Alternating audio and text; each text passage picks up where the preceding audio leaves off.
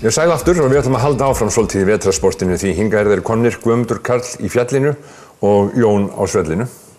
Guðmundur Karl Jónsson í Hlíðarfjalli og Jón Gíslason í Skautahöllinni. Verið velkomnir. Takk fyrir það. Jóhanna sagði minn tími mun koma. Hvernig með ykkur? Er ykkar tími kominn? Eða ég myndi frekar spyrja, þinn tími kominn? Já, minn tími kominn. Við ætlum að opna núna á 5. daginn. Næsta? Já, næsta klukkan 6 og erum opið til 9. Já. Og þá erum við opið með í Andrésarbrekkunni og Töfrateppið og Hólabrautin, svona neðra svæðið.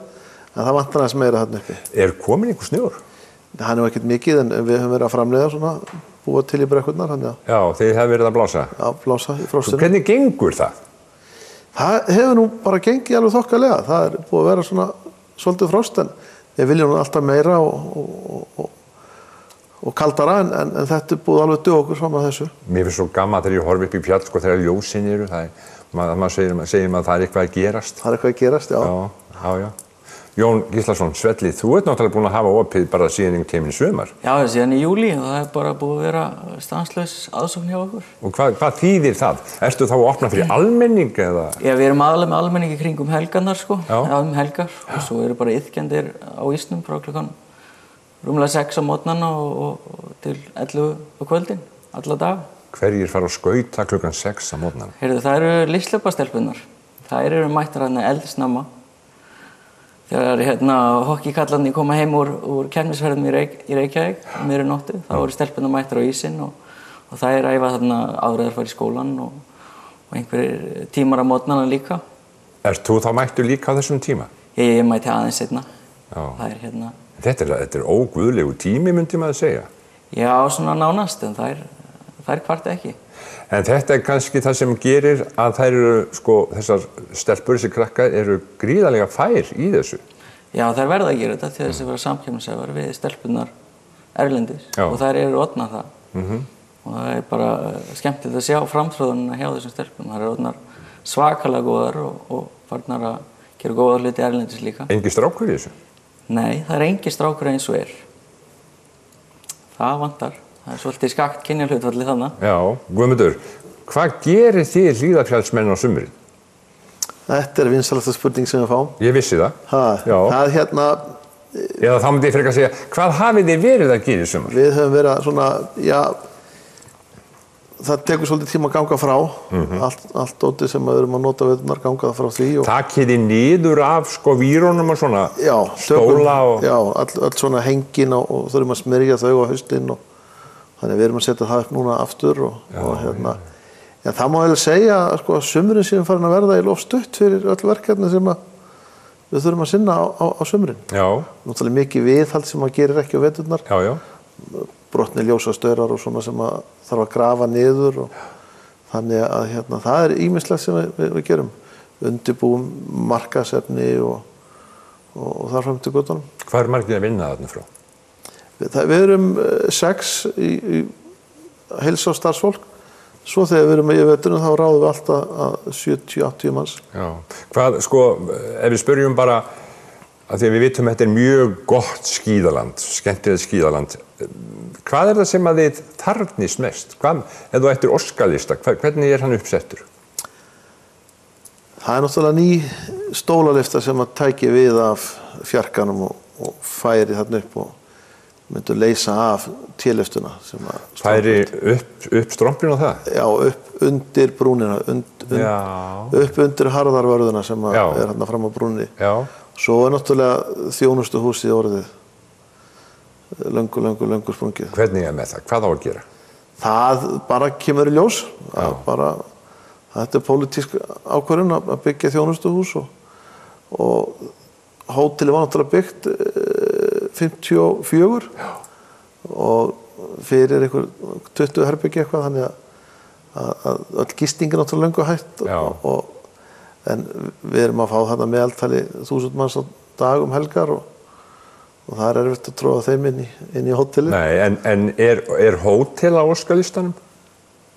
Já, á svæðinu? Já, ef ekki segja að það sé svona ekki á topp 10 en kannski svona ofalega sko. Já, en þjónustuhús? Já, það er svona númer 2. Já, en hvað kom eitthvað nýtt í sumar? Nei, það kom nú ekkert sérstakt, við bættum aðeins við svona lýsingu og svona, en ekkert svona sem fólk tekur eftir þegar það kemur, sko. Nei. En ef skildi verða sett upp hótel þarna í fjallinu, þá þarf náttúrulega að vera einhver aftreying. Þarf þá ekki Jón Gísla að koma með svell þarna upp yfir? Jú, það var nú eins og gert svell þarna upp í fjalli, svona kringum 1965-70 að við minnir. Já. Og en það var nú ekkert notað lengi. Nei. En það náttúrulega afþreyingin og það þessi gönguleiðir, hjólreiðastígar og það nú, sem var nýtt, það er kannski ekki rétt hjá mig vegna þess að það er hjólreiðastígur núna komin úr Hlíðarfjalli við gönguhúsið og alveg inn í Kjarnaskóg. Já, var hann ekki vígður í vor? Hann var vígður svona í sumar, seinni part sumars. Já. Þannig að það er bara spennandi fyrir sumartrafikina og það er svona eitthvað sem maður sér í framtíðin að svæðið sé nýtt meira á sumrin heldur en verið hefur. Já. Jón, hvað langar þig í jólagjöf? Mér langar í heitt rými. Heitt rými? Já. Þú stundar sko vetara íþrótt innanhús, þú að taka tillit til þess. Hvað sér þú, heitt rými fyrir? Já, það var svona að fá smá lokun af í endanum, þar sem maður gengur inn í andrið. Já. Það er svona okkar draumur að fá svona smá félagsaðstöðu þar.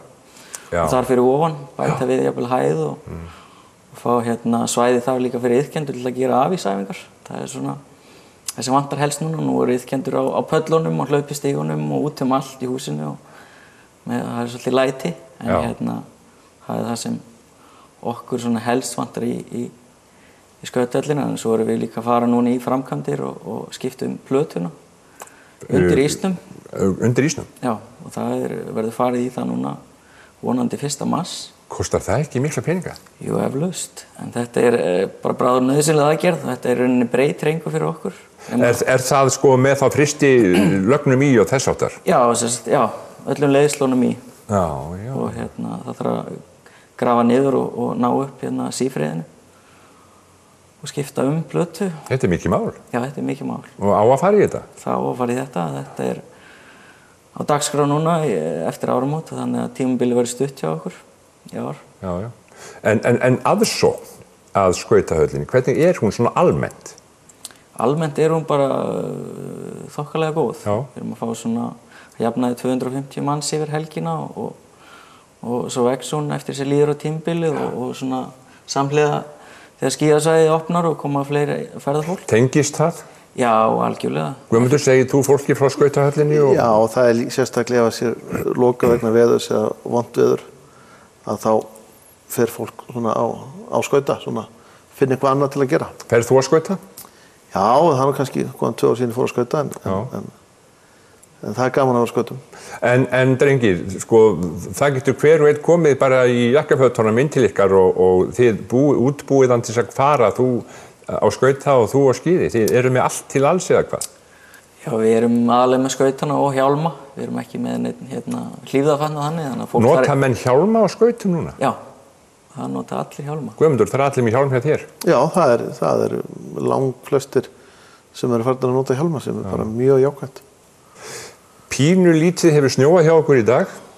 Hvernig er svona tilfinningin varðandi veturinn? Rosalega góð. Og þetta er bara þannig þegar maður fer í eitthvað kappleik, fótbolta, handbolta, skautaleik, þegar maður hefur ekki trú á því að maður geti unnið, að þá náttúrulega er maður ekki með rétta hugarfarið. Þannig að við náttúrulega förum alltaf inn í veturinn með jákvætt hugarfar og vitum það að það verði mikill og góður snjór í góðu veðri. Svo náttúrulega stenst það ekki alltaf, eins og við skítöpum í fyrra, við tapar 10-0, þá bara rok og rigning og leiðinda suðvestan veður. En það er búið, nú er að fara inn í annan vetur og við förum á fullum krafti í jákvæð og glöðin í stóran og skemmtilega vetur. Jón, þarf að skerpa skautana og drífa sig? Já, algjörlega, það er algjörlega í glæðatriði. Skerpa á hverju tímabili. Skerpa á hverju tímabili og stökkva svo af stað? Já.